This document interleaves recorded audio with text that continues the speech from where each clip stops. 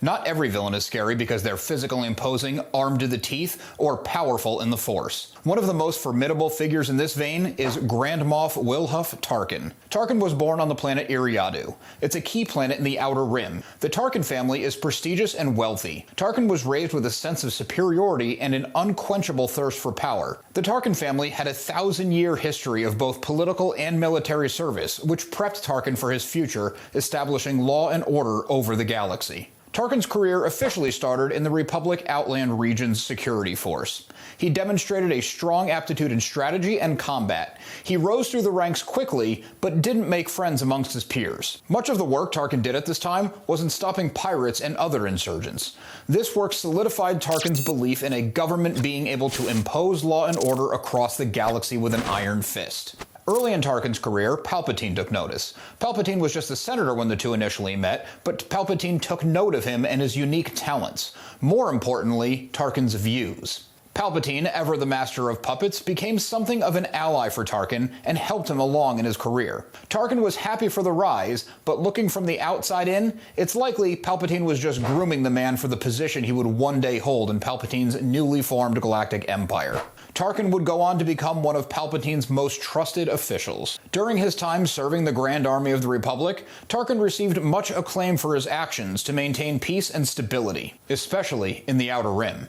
He quickly built a reputation as a reliable leader and brilliant tactician. These military campaigns would be the foundation for what Tarkin would call the Tarkin Doctrine, but we'll get to that in a minute. His time in the Republic not only introduced him to Palpatine, but also had Tarkin working alongside the Jedi, a group he had little care for, except one. Tarkin found Anakin Skywalker to be interesting in that the two shared the thoughts of the Jedi's morality, holding them back from doing what was necessary to finish the war. After Palpatine had the majority of the Jedi Order killed, publicly disgraced, and then took power of the government for himself, Tarkin was right there with him. Not long after Palpatine declared himself Emperor, Tarkin was appointed the lofty position of Grand Moff. This title gave him authority over the Outer Rim territories. He was able to inflict his strict governing policies on many planetary systems. The foundations of these policies was ruling through fear. Tarkin put all of his beliefs, theories, strategies, and malice into the Tarkin Doctrine. He and the Empire he served would use overwhelming force to instill fear and harsh punishment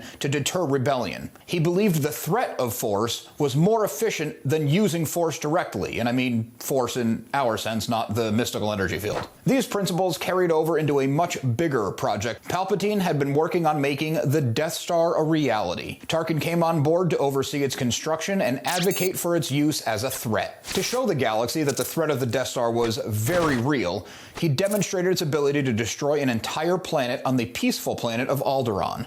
The leaders of Alderaan were outspoken against Palpatine's tyrannical reign.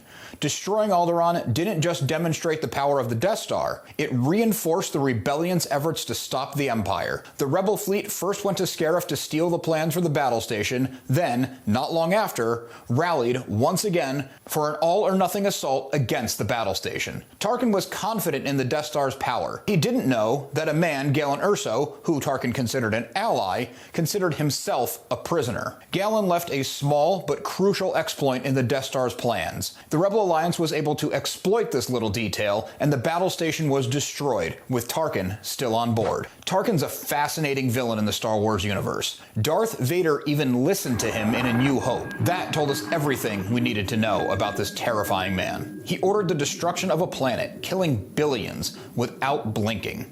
He's a prime example of what ruling with an iron fist could mean. He's also a reminder of how important resilience against oppression is. According to the Star Wars Archives, episodes 4 through 6, these are all points George Lucas wanted to get across when he wrote A New Hope. Check out this transmission next for more on the Empire.